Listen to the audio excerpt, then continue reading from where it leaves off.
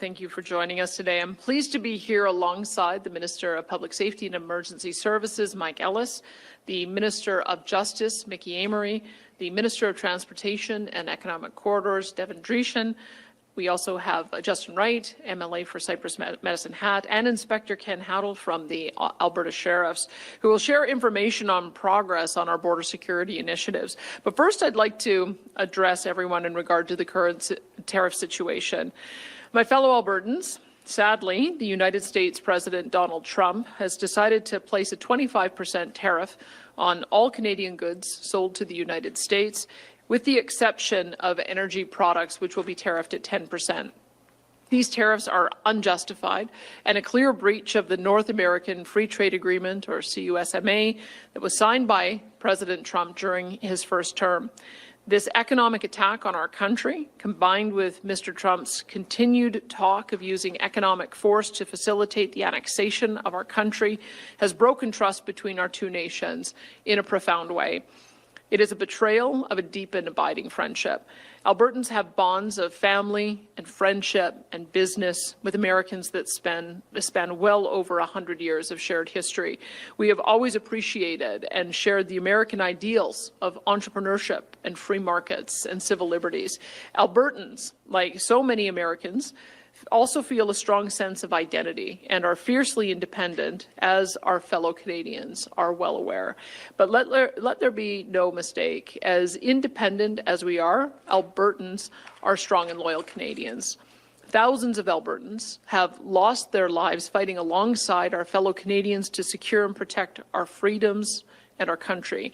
And we will not cast those freedoms and loyalties aside in response to the threat of economic pressure from a foreign government, even an historically friendly one.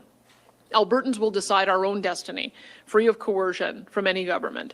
So today I'm announcing the following measures in response to the actions of the U.S. President. First, I've directed my cabinet to alter our procurement practices to ensure the government of Alberta, along with our agencies, school boards, crown corporations, and all Alberta municipalities, purchase all needed goods and services from Alberta companies, from Canadian companies, and from countries with which Canada has a free trade agreement that is being honoured.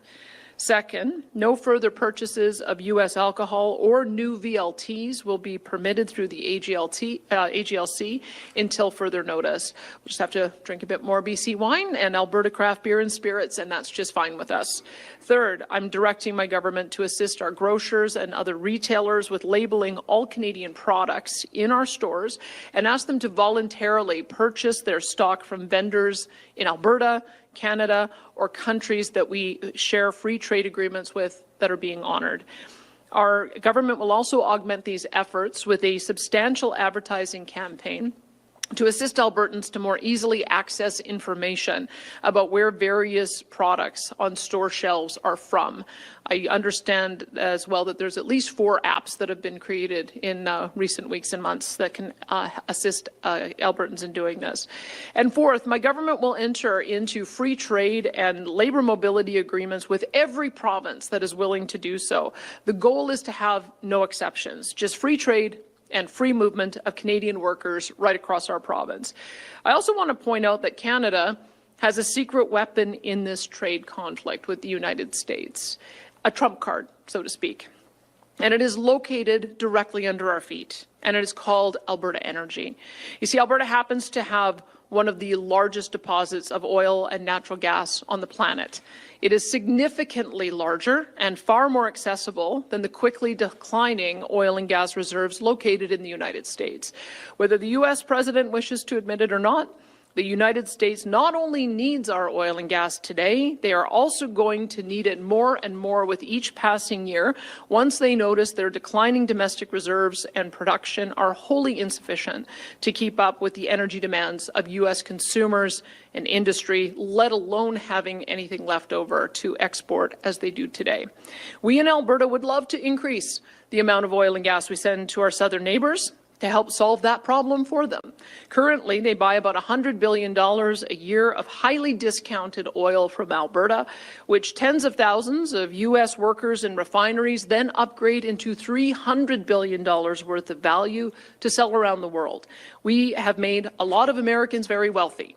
It's in both of our countries' best interests to double the amount of Canadian crude moving south. It means more Canadian jobs, and even more American jobs. It means lower fuel prices for consumers and more U.S. and Canadian influence all around the world. New pipeline proposals to take more Alberta oil and natural gas to the United States, given the U.S. President's stated goal of U.S. energy dominance. Stated simply, the U.S. cannot be anything approaching energy dominant without Canada supplying a portion of the oil and gas. It is just a fact.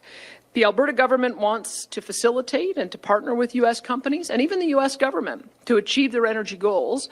We really would. It is the ultimate win-win scenario for both of our countries as well as our citizens. But how can Alberta actively partner to expand pipeline access to the United States when its president just slapped a 10% tariff on our energy products and is devastating the other industries in our province and our country with a 25% tariff, in violation of an agreement that same president signed in his first term in office? And the answer to that is we can't, and we won't. So until our U.S. friends come back to reality, we will focus on efforts and financial means to export one of the largest oil and gas deposits in the world elsewhere. We will look to our own nation's west and east and north coasts. We will partner with industry, provinces, First Nations, and the federal government to build multiple oil and gas pipelines to all of our coasts for the purpose of dramatically increasing Canadian energy sold to Asia and to Europe. And as soon as the U.S. government is prepared to respect our country and to treat us as allies and partners again, we will welcome the opportunity to partner with them to achieve North American energy dominance. Of course, for this strategy to work in Alberta, we will need to see a significant attitude adjustment from many of our fellow Canadian political leaders with respect to the importance of unlocking and exporting Canadian energy around the world. But I'm confident that Canadians want exactly that right now, and that they will elect politicians who share that view, regardless of who they may have supported previously. Alberta is counting on it. No nation on earth has more resource wealth per person than Canada. We have the potential to be an energy and economic juggernaut, able to punch well above our weight class in virtually anything, from energy to manufacturing to technology to military defense. As Canadians, if we're going to survive this dispute with our neighbours in the short term and win in the long term, we must commit to this strategy. No more excuses. It's time to start building pipe, developing resources, and constructing new ports on every coast without further delay. And as for existing oil and gas sent to the United States, Alberta does not and will not support cutting off or taxing Canadian companies on existing energy exports to the United States, and that's for two key reasons. First, doing so will hurt Canadians far worse than Americans should the U.S. retaliate in kind, which they will. The United States retaliation would most especially hurt those in Ontario and Quebec, which still rely on importing fuel from the United States, largely due to the cancellation of the Energy East pipeline project. If we had Energy East, then cutting off or taxing Alberta crude without Energy East, cutting off or taxing Alberta crude going south is utterly self-defeating. But also importantly, U.S. polls are showing that the Trump tariffs, especially against Canada, are not at all popular with the American public, certainly not popular with the stock market. And that unpopularity is growing and will continue to grow daily as these self-destructive tariffs drive up the cost of food and fuel and housing and almost everything else for American consumers. Cutting off energy entirely would make Canada the bad guy for Americans, and we don't want that. We want the Americans to blame their struggles on the actual source of their problems, that being the Trump tariffs. So instead, every Canadian leader should be engaging with the American people, their governors, and members of Congress to use their power and their influence to reverse the tariffs. To that end, I'll be traveling to Houston next week to continue that push. After all, the friendship and bonds between the United States and Canada are far deeper and more lasting than any one person or government. And as upset as we are Our quarrel should never be with the American people. They are our friends and family. Now, finally, my fellow Albertans, I'm not going to sugarcoat things. The road ahead is very bumpy. If these tariffs continue for months or longer, there will be significant job losses. There will be higher inflation and lost opportunity. And there will be large budget deficits as our government seeks to cushion the blow for Albertans while ensuring that we continue to provide the public services and infrastructure that you and your families rely on. But let me also say that there is not a shred of doubt in my mind that we will prevail. We are a strong and free people. We stick together and we help one another when the going gets tough. We are relentlessly innovative and we find ways to overcome virtually any challenge placed before us. We always find a way, and we will do so again. And oddly enough, this crisis may ultimately result in our province and our country becoming more unified, more prosperous, and more powerful than ever before. Make Alberta and Canada remain forever strong and free. And thank you for that. And now I'd like to turn things over to Minister Mike Ellis for an update on our interdiction patrol teams. Thanks, Premier. Well, thanks, Premier. Certainly a pleasure to be alongside Premier Danielle Smith, Minister Amory, Minister Dreeshen, MLA Wright, right here in Medicine Hat. I also want to thank Inspector Ken Howdle with the Alberta Sheriffs for joining us here today. After announcing Alberta's swift action to strengthen security along the southern border at the end of last year, I'm pleased to report that we are delivering on that commitment. In the short time since Alberta's government has deployed considerable resources to get boots on the ground as quickly as possible, I'm very proud to announce that today the new Alberta Sheriff's Interdiction Patrol Team is playing a very key role in our ongoing efforts to stop drugs, gun smuggling, human trafficking, and other illegal border crossing activities. Currently, we have 20 members that have been assigned to the IPT patrol between entry points along Alberta's side of the border, with the remaining 31 to be fully deployed in the coming months. They're already making a very significant difference and an impact on crime that is traveling in both directions. I can assure you that our portion of the border in Canada is secure, as they continue to focus on known hotspots of illegal activity and keeping a watchful eye over anything suspicious. Most of these sheriffs are also trained to conduct commercial vehicle inspections, allowing us to bolster operations at vehicle inspection stations as well as other area highways. Commercial vehicles are commonly used to smuggle these drugs and illegal weapons and, unfortunately, people. Our increased presence at the inspection stations sends a very clear message that cross-border crime will be promptly identified and disrupted. I've said this many times before. Alberta is not and will never be a haven for criminal activity, and the IPT team is helping to ensure this remains so. In short, it's in short time since the IPT was announced, we've made significant progress. The staff secure state-of-the-art equipment, as well as the IPT, which is already making a tangible impact at the border. Hiring for the team remains ongoing. As I've said, we're on track to fill these remaining vacant positions in the coming months. And later this month, we're going to see 14 new members assigned to the patrol the border.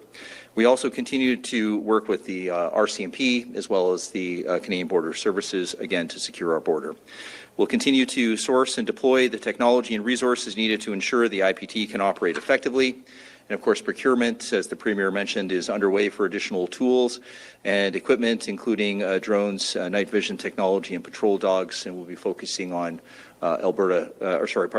Canadian suppliers, or essentially not American suppliers when it comes to these procurement processes. Our steadfast focus, of course, on getting IPT boots on the ground is already making a difference in our communities and in transportation corridors. For example, recent traffic stops conducted by the IPT members have apprehended drug traffickers, individuals wanted outstanding warrants, and have removed several impaired drivers from the road.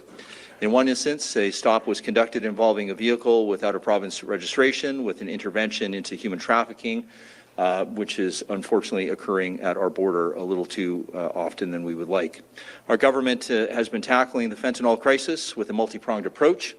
Not only do we have our teams here at the border, but we also have been working with municipalities right across Alberta to align community peace officers and police of jurisdiction to combat social and civil disorder, and also our alert team, which is doing a phenomenal job, funded by Alberta's government, has been combating organized crime and fentanyl in the province, and we have seen a lot of success with alert, with the removal of fentanyl super labs, and we have responded to President Trump's concerns regarding fentanyl here in Alberta. We are making sure that fentanyl is not an issue. Thanks to the government's $29 million investment in budget 2025 for IPT, we now have more boots on the ground to detect and intervene with these crimes, and I can proudly say that our border here in Alberta is indeed secure. With the swift action to get these boots immediately on the ground and more soon to come, Albertans are going to make sure that we focus on safety and security, and will always be, and this will always be non-negotiable under this government. We're going to continue to do whatever it takes to crack down on illegal activity and that are taking place at our shared border. The work of the public safety is one part to our government's action, and with that, I'd like to invite my good friend, Minister Devin Dreeshen, to the podium to say a few words.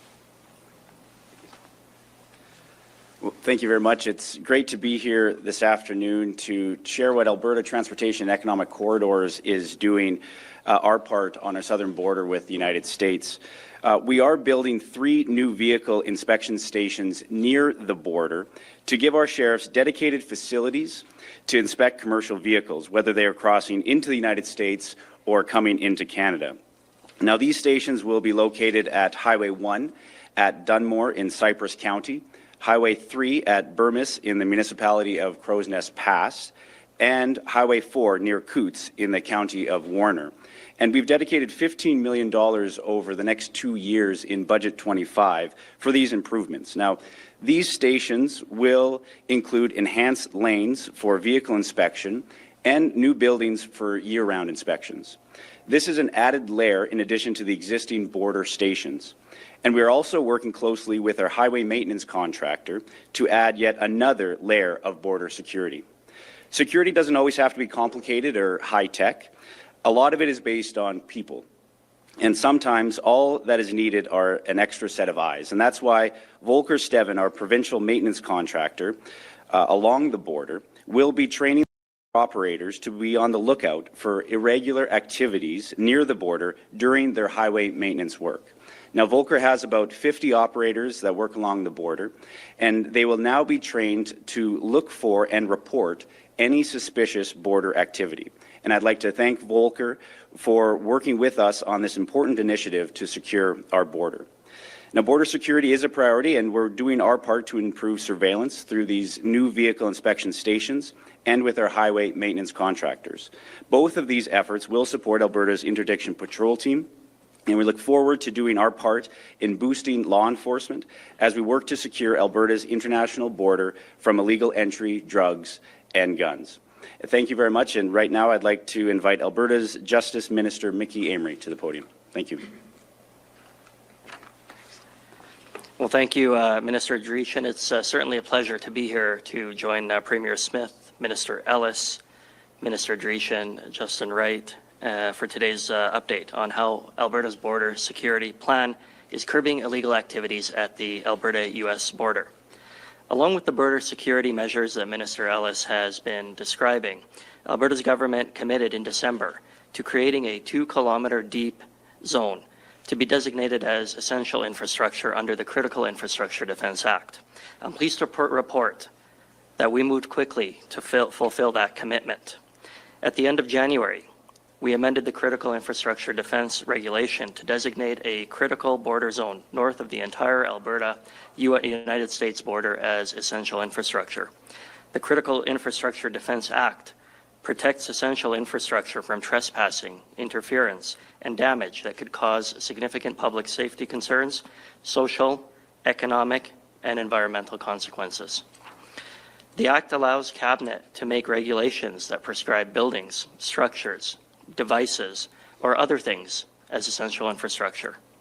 This regulation-making power allows government to respond quickly to emerging events and needs. and a quick response is exactly what our current situation calls for.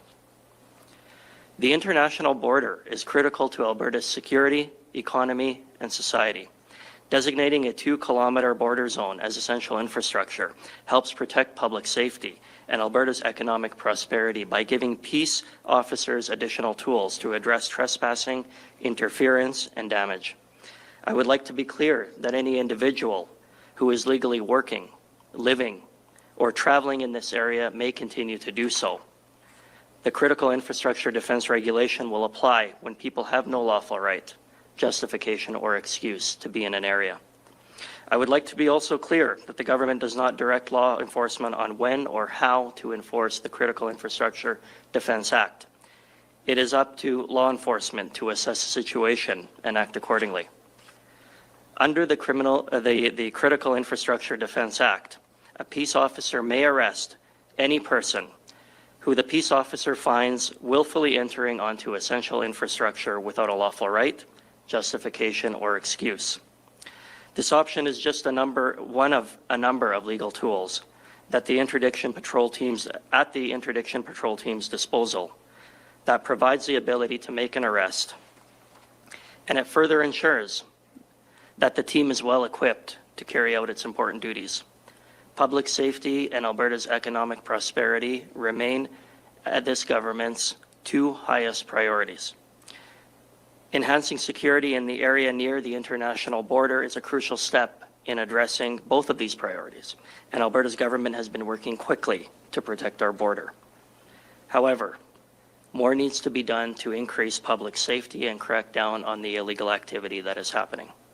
In February, I, along with the Premier, called on the federal government to repeal Bill C-5 in full and reintroduce mandatory minimum sentences for Controlled Drug and Substances Act offenses.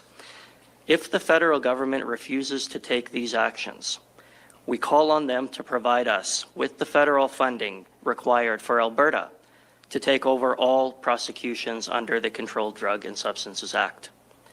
With the proposed transfer in federal funding, we are confident that we can meet the demands of these prosecutions should the federal government continue to fail to do so. Our prosecutors have, and they always will, answer the call to ensure that Albertans' safety is at their top priority. Last week, Budget 2025 was introduced, and if passed, will represent a 5% increase to Alberta's Crown Prosecution Service funding. This increase will support recruitment and retention of additional Crown prosecutors so they can continue to effectively manage caseloads and ensure viable criminal cases are prosecuted.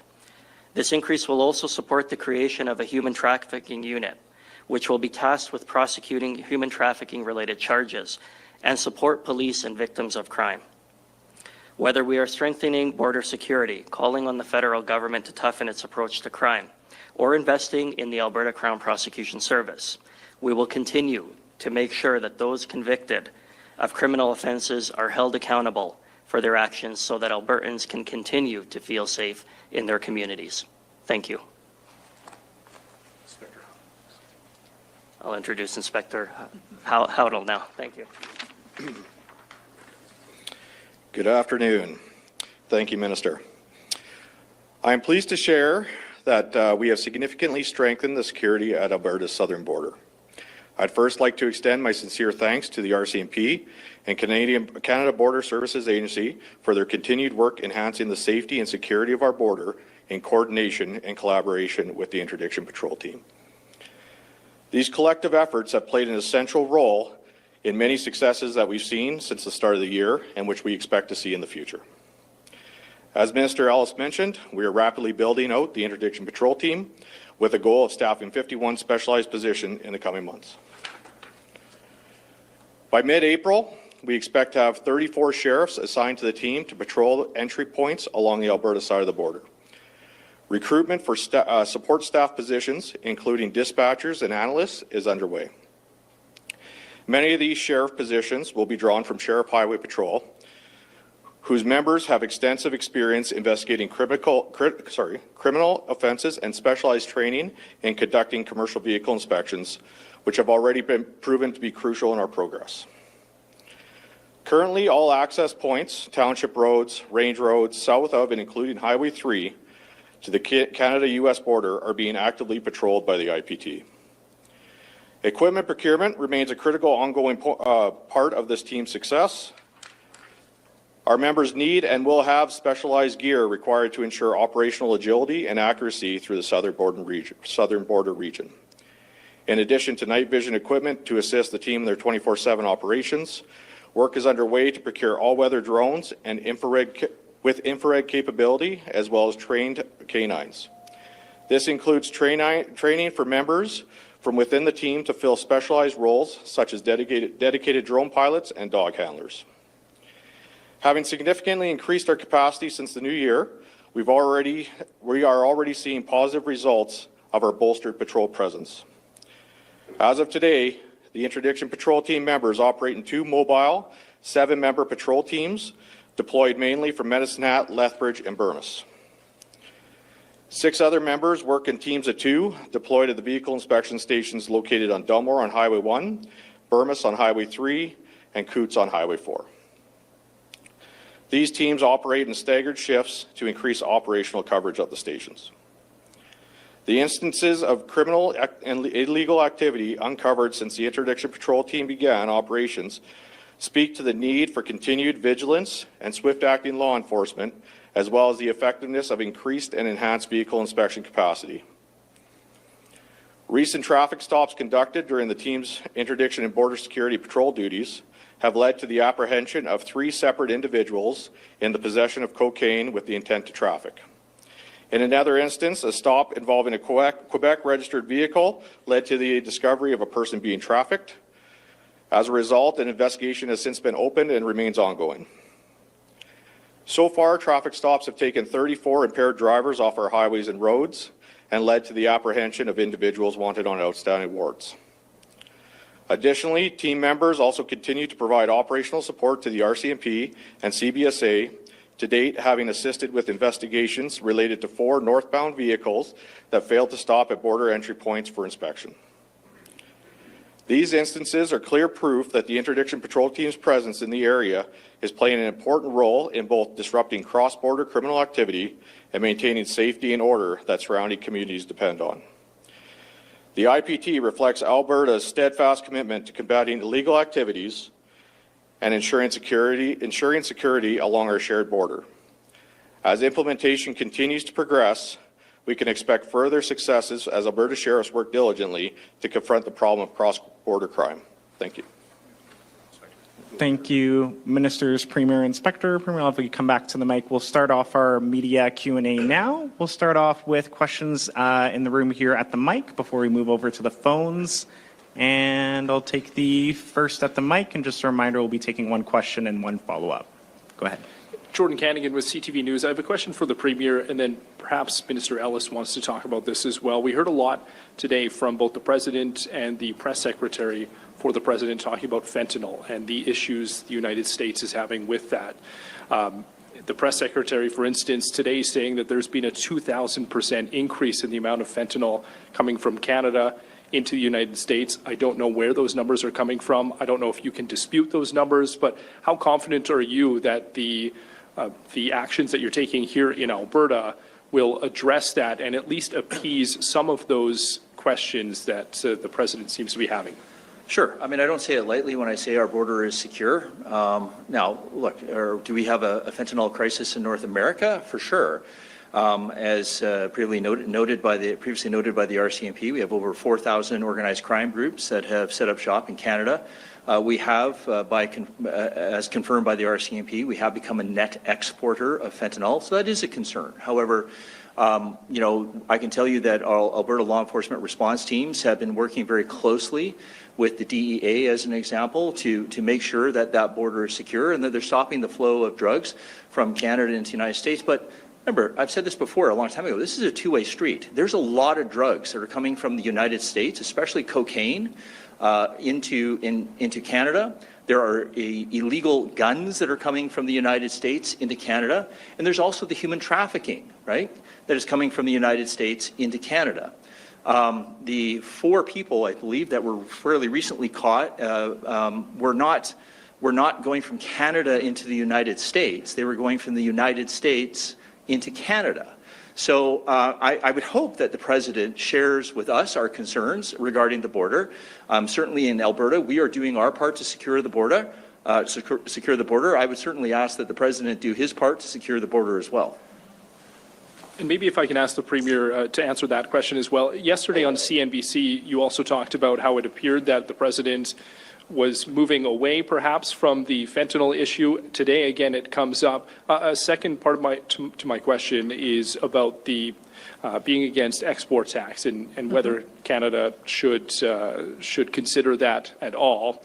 What is Alberta willing to do if the federal government does put in some type of export tax or decide to cut off energy to the U.S.? Well, an export tax would be a violation of the 1977 Pipeline Treaty. We've committed to not tax the content of energy products going down to the United States, and I would hope that the federal government would abide by Alberta's wishes not to unfairly tax our jurisdiction. I know what an export tax would mean. $150 billion worth of product taxed at 25% would generate $40 billion for Ottawa. That would then be spent on Ottawa's priorities, and I have absolutely no interest. You will notice that when Doug talked about adding a surtax, he wasn't talking about Ottawa adding an export tax that then would be collected by Ottawa to be decided where it was going to be spent by Ottawa. He's adding that tax so that he has the ability to keep those dollars in his own province to be able to defray any of the damage on his own people. So I would say it is not on. It's not been on from the beginning. And you do not demonstrate that you are a reliable supplier of energy products to our most important trading partner by acting in that kind of erratic way. So there's no circumstance under which I would support an export tax. The other question you had was? I was just wondering about, it seems to be the goalposts are moving all of the time. It's not, it's not that the goalposts are moving. It's that he has two different tariffs that he's charging. One tariff is related to border security and fentanyl, and that's what we're dealing with now with the 2510 tariffs. The other issues that are coming up in the context of trade irritants that will be needed to be discussed in the context of a renegotiated Canada-U.S. free trade agreement. Sometimes when he speaks, he intermingles those two, but there's very clearly a long list of grievances that the U.S. president has. I would put it to you that I think Alberta has done its part in matching the effort that the Americans want to see. And I was just in Coots, and I can tell you, I can affirm what Mike is saying. The issue that we're facing in Alberta at our border appears to be drugs coming up from Canada, or from the U.S. into Canada, whether it's cocaine or crystal meth. The issue of migrants seems to be exclusively people coming across from the United States into Canada. A woman in the room said that 2 or 3 times a year she sees families with suitcases. And I asked the room full of about 200 people how many people experience the same, and almost everyone lifted their hand. So there are hundreds of people potentially who are coming across from the United States into Canada, and we are not seeing the same in reverse. So what we are asking for is some recognition that with the additional enforcements we put at the border, our interdiction teams, the sniffer dogs, the vehicle inspection, the drones, and the Black Hawk helicopters, that's a demonstration that we're doing our part. We're wanting the U.S. to match our efforts as well. And let's stamp out the scourge of fentanyl. We all want to eliminate it. But it's going to take a joint effort working collaboratively. And I think some recognition that it is a two-way street. Thanks, Jordan. We'll go to our next at the mic. Hi there, Colin Gallant with the Medicine Hat News. You had said that your government was looking through some proposals for several pipelines to the United States, and that eventually, when this is all cleared up, you'd be welcome back that relationship.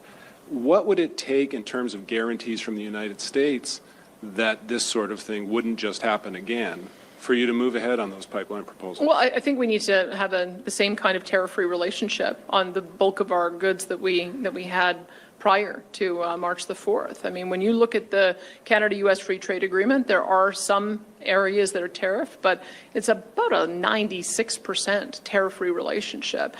And I think that there's a few things, obviously, that the American administration wants to address in future negotiations. But that's the the forum to address them, not by unilaterally tearing up agreements that we thought we'd negotiated in good faith. So I gather there's been some movement today.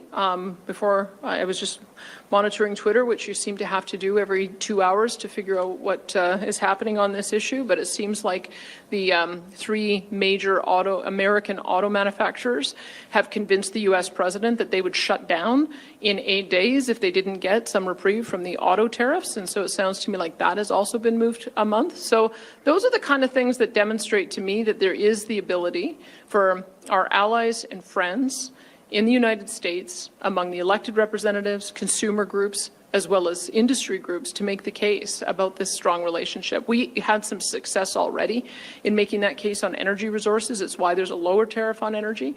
It sounds like there's been some success on the auto sector in getting to that point as well. And I think it's up to all of us. We have to, the next big issue, of course, is going to be on food products, manufactured goods, intermediate goods. But that's what I would like to see. I think we are all working for a virtually tariff-free relationship, and I hope we can get there sooner rather than later. Okay, and just to follow up, somewhat related to interprovincial trade barriers, you said you're open to all issues, I suppose. Now, a lot of these in the past have been pretty provincial jurisdiction areas that you've held pretty tight. It's sort of a foundation of your government to increase provincial jurisdiction. And if you're asking the federal government and other provinces to come to the table on pipelines, is there something you're willing to maybe step back or work with or move on in order to make that negotiation work?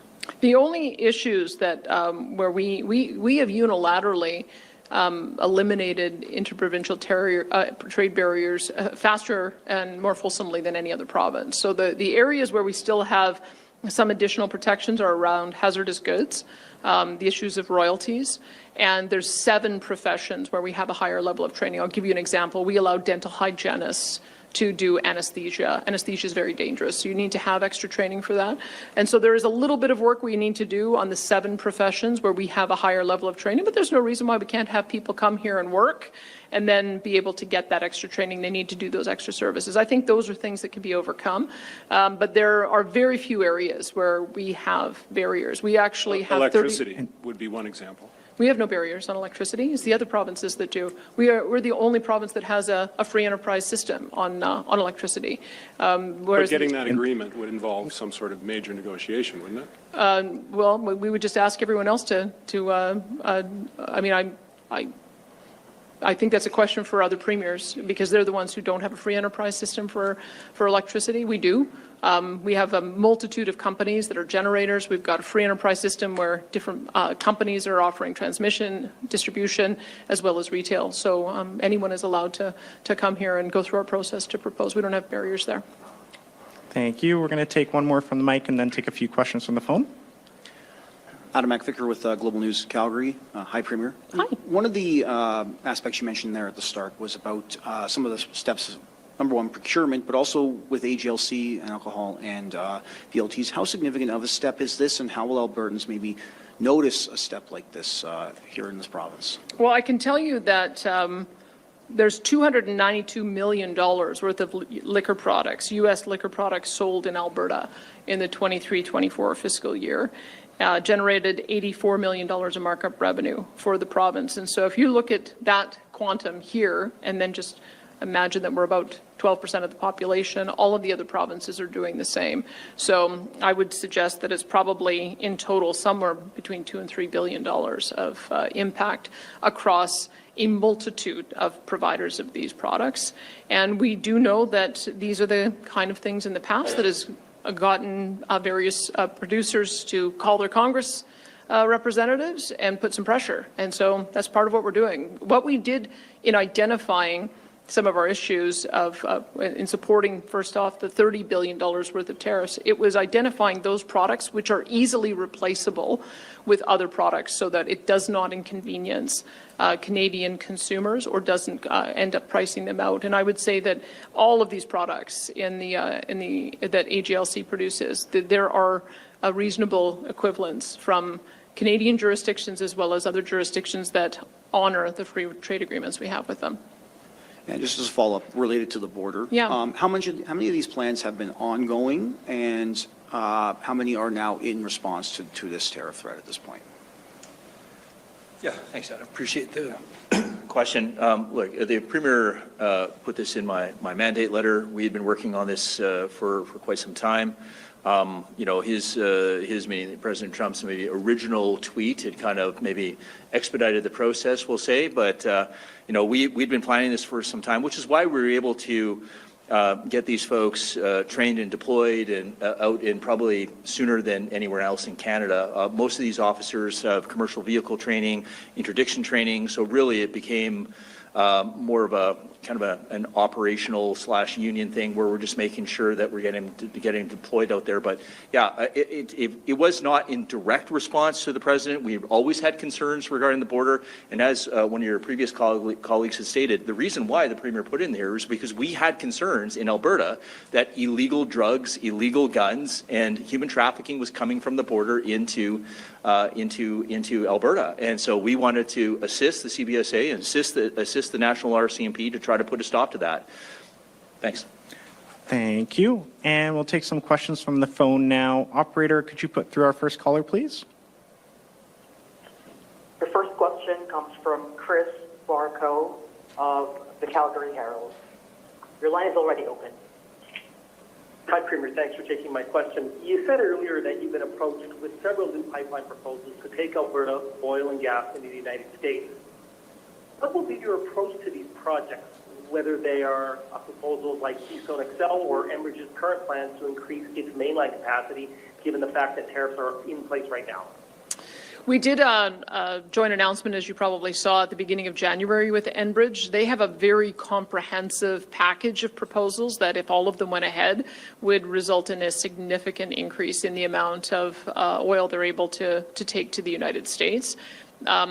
There's also South Bow, which has the previous infrastructure from the Keystone from TC Energy on the oil side. I know that they are contemplating a proposal as well, and there's a number of American partners that could potentially partner with our company. So I have a proposal that I'm readying to present to the U.S. administration at a time when these tariffs are removed, to let them know that we are supportive in working towards increasing the amount of oil going to the U.S. I think with the combination of proposals I've seen, we could potentially see an increase of 2 million barrels or more per day increase by 2030. But none of those conversations can happen while we have 25% tariffs on our food producers, on our manufacturers, on our chemical producers, on all of the other consumer group or consumables that are tariffed under the current situation. So I think there's a quid pro quo. If we want to work together as partners, then we've got to be partners, and we've got to go back to having a tariff-free relationship. Just to follow up, you've preached consistently an approach about diplomacy with the United States over the last couple of months. Do you think that has failed? Do you think that has to shift now? No, it's been successful. The fact that we saw a 10% tariff rate instead of 25% is a recognition, I think, that energy resources, whether it's oil and gas or critical minerals or electricity, are vital components of U.S. success. That's what we're arguing, is that if you want to be able to exert American influence internationally, geopolitically, through oil exports, you need Canadian oil to be able to backfill so that American consumers are protected. We very successfully made the case that there were a multitude of refineries that would shut down potentially with 25% tariffs, and it would certainly cause an increase in the cost of fuel. I just saw a story today that even 10% tariffs are going to increase the cost of gasoline by 30 cents a gallon in some jurisdictions. I think that message was heard loud and clear. It could have potentially been almost 3 times higher than that. So I would say that we've been able to be successful on making some of those arguments. I think we can make them for food. I think we can make them for intermediate products. But it does take us working with our American counterparts in business as well as in various levels of elected office to press the point for us. I have confidence that we can be successful on that.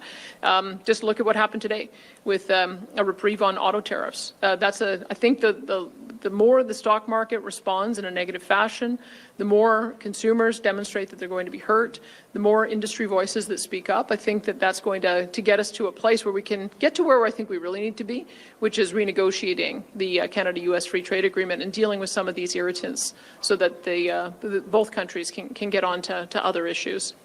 Thanks, Chris. And we just have time for 2 more questions. We're going to take 2 more from the phones. Operator, could you put through our next question, please?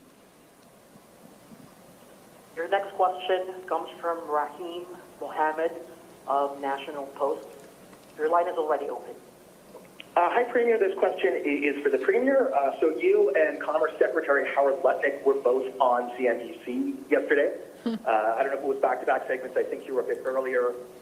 In Lutnick's interview, he seemed to suggest that for the U.S. to back off on tariffs on Canada to Mexico, he wouldn't just need to see improved outcomes at the border, but he'd be looking for a statistical decrease in autopsy deaths from fentanyl. Do you think that's a reasonable bar to hold Canada, and for that matter, Mexico to? Do you think Canada can, be held responsible for fentanyl deaths in the United States, even ones that can't be linked to Canadian products?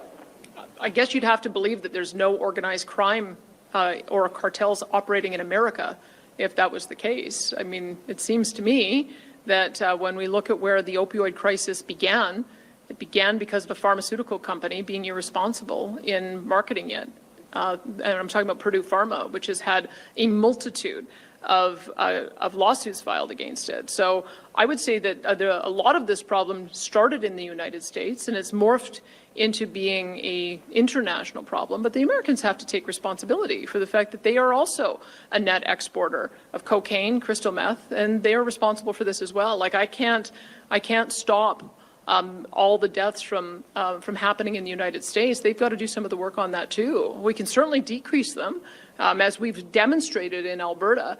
Our approach with our recovery-oriented system of care, getting people on Suboxone and Sublocade, putting people into treatment when they're in corrections facilities, having recovery communities that we're continuing to grow, and all of those various ways of being able to support people in recovery has reduced our opioid deaths by 40%. And so that's after 6 hard years of work. So I think if the answer is going to be no one ever dies from any type of drug, if that's going to be the bar, then I think we're going to have we have to have a bit of a reality check. We all have to be doing our part, but I think the Americans also have to accept that some of this is their responsibility too. And also yesterday, Premier Doug Ford, unrelated follow-up, indicated that he's had conversations with your Saskatchewan counterpart, Scott Moe, about leveraging Saskatchewan potash and uranium as part of a Team Canada response to tariffs. Have you had similar discussions with Premier Moe, and do you think that this would be a good course of action, given the sorts of promises Donald Trump has been making to American farmers about their prosperity? I would say that there's 2 ways that we can address the issue of the trade deficit. That seems to be one of the other things that keeps coming up. The Americans seem to be very concerned that, depending on their calculations, that we do not buy as much stuff from them as they buy from us. I don't think that's true, quite frankly. I think if you take out oil and gas, which they clearly need as a raw material, we actually buy more goods and services from the United States, $58 billion more. So I think if you did that calculation, we come out pretty good on that. And so, but if there's some desire to see that be zero, even when you include energy, I guess as I said, there's only 2 options. We figure out ways to buy more from the United States, and I think we can. I mean, I think we need to do more military investment. We can do more procurement that way. We need to build icebreakers. There's lots of components that go into military material that we can also purchase. And so I think that there is a way for us to bridge our NATO gap and buy more from the Americans and also reduce that trade deficit. The other option is we sell them less. we sell them less oil, we sell them less gas, we sell them less critical minerals, we sell them less aluminum, we sell them less nickel, we sell them less uranium, and that's another pathway that we can go down. But I don't think, quite frankly, that that is the direction that is good for either of our two nations. And so I would far prefer to have a constructive conversation about how we can increase the amount of bilateral trade both ways. Thank you. And we have time for one last question. We're going to take one more from the phones. Operator, could you put through our next caller, please? Your next question comes from Robert Tuttle of Bloomberg News. Your line is already open. Yes, hi, Premier. I just want to ask you on the issue. I know you said no to tax, export tax, no to cutting off energy, but would you contemplate at all, or would you rule out any kind of curtailment in oil exports, just a curtailment of any kind, even if this thing escalates? I don't know that that's necessary. I mean, a couple things. As I mentioned, we can always choose to sell our products to other markets. And so the Enbridge line, as a for instance, they transport 3.5 million barrels of our oil all the way to the Gulf Coast. If the Americans don't want to buy it, then we can sell it to other trading partners. We could sell it to India. We could sell it to Spain. We could sell it to other countries that have heavy oil refineries. If that's what they'd like us to do, I've already told them I'm happy to sell our product somewhere else if they don't want to buy it. We can also do the same thing with Trans Mountain. Trans Mountain, the bulk of the product is going to the United States because the Americans don't have pipelines to their west coast, and so California and Washington and Oregon are cut off. And so they're getting Canadian oil out of Trans Mountain Pipeline in order to be able to feed those refineries. If they don't want that, then I guess we could also, as I say, redirect that to other jurisdictions who do want it. If that's the conversation they want to have, then we can have that conversation. But I don't see any reason why our producers and our Alberta ratepayers should be penalized. I think if we've got a valuable product, then let's sell it to those who want it. And let's try to find a way to get those to new markets. Okay, and also on the issue of, you said right now we're halting anything on pipelines into the U.S. while these tariffs go on, but you also said you want to get more oil to the coasts, but north, east, west, and north. What specifically can Alberta do given the regulatory challenges and the amount? I mean, there have been talk of an energy emergency, declaring something like that. I mean, and even if you did get rid of all these hurdles, nothing would be built for a number of years. I mean, what do you envision in regard to building such pipelines or getting more oil to the coast? I can tell you there's a real spirit of collaboration among the premiers, and it's a really constructive table that we've had at the Council of the Federation. We've had some pretty honest conversations about it. So I would say that we've already demonstrated that it's been a little rocky, but we did demonstrate that there was a pathway to getting Trans Mountain twinned. There was a pathway to getting Coastal GasLink built. There's several other LNG projects that are on the go that I would like to continue working with Premier David Eby on. And I just saw a new proposal for either Northern Gateway 2.0 or a spur line coming off of the Trans Mountain Pipeline. Those are the kind of things we talk about with British Columbia. I know that Nunavut and Northwest Territories are collaborating on trying to get Grays Bay developed, and that could be an avenue for us to not only get infrastructure for rail and roads up there, but also infrastructure for pipelines. So that's a second project that we'd be looking at.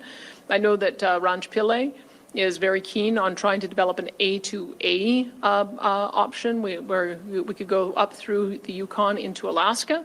That's another potential for us to consider in collaboration with our Yukon friends. We've got shored up infrastructure at Churchill that Premier Wab Kinew has developed. That becomes another option potentially with economic corridors that Devin Dreeshen negotiated with Saskatchewan and Manitoba. James Bay is another way that you could get a spur line going up into the Hudson Bay that would allow for us, especially with icebreakers that we could get from Quebec, to be able to clear the way to have a pathway to go to Europe. And there is a potential for an Energy East 2.0 as long as it doesn't go through Montreal. If we can find another route that could go through an area that is a lot more open to that and open up Quebec's substantial natural gas resources, there's lots of opportunity. And I can tell you that I don't think I've ever seen so much cross-country enthusiasm for talking about restarting some of these projects. The polling that I saw suggests that the support for things like Energy East is well over 70% in every region of the country. And so I think that the next federal government is only going to win if they commit to building more of this kind of infrastructures to the benefit of all Canadians. So I think there's been a sea change in attitude. Perfect. And I think we have one time for a quick question from the mic in the room here. Great. Annie from Radio Canada. I was wondering, do you have any financial aid that you plan to do to help Albertan or small company affected by the tariff? I'm talking about farmers, beef producer. Right. So remember how tariffs work. They're levied by the federal government. So all the money goes to Ottawa. So with 25% tariffs on $30 billion worth of goods going up to $155 billion of goods, depending on how long those last, that could generate potentially, $30 to $40 billion that go to Ottawa. So Ottawa has the means to be able to support the industry, whether it's through an enhanced employment insurance program, which they've already committed to do. They are going to support job sharing so that it's easier for workers to stay employed. That's one thing that they have advanced. We're going to make sure that we are staying close to our industry and getting them to tell us the kind of things that they would need for support. A couple of the things we might need is liquidity support. So if the federal government can offer some low-income bridge loans, either to maintain operations or to help transition into new markets or new products. We've also heard as well investing in better export infrastructure. If this is going to be a long-term approach, then we're going to need more ports, we're going to need more rail, we're going to need more roads. I would think that that would be one of the things that would help our business. New technologies as well, so being able to, having Ottawa assist industry and being able to adopt new technologies that will also allow them to access new markets. Market expansion, of course, they have mechanisms to do that through things like the Export Development Corporation and BDC, so we would hope to advocate for some programs like that, and then additional worker support if we find that we're seeing layoffs. And so I would, what we're doing is we've got a number of industry tables that are telling us feedback, and then we'll be advocating for some of those federal dollars to be able to come and support those industries. But do you plan to put some money on the table to help Alberta? We've put money on the table. We have a $5 billion deficit we're forecasting, including $1.2 billion worth of tax cuts that we're giving directly to our citizens so that they have $1,500 per family able to be able to ward off some of the tariff threats. So we've put $5 billion on the table, ready to help. Perfect. Thank you, Annie. And that's all the time we have for questions today. Thank you, everyone, for joining us. And just to the media in the room, there is an opportunity to film some B-roll at the Dunmore Vehicle Inspection Station, which we're headed to next. Again, thank you, everyone, for joining us.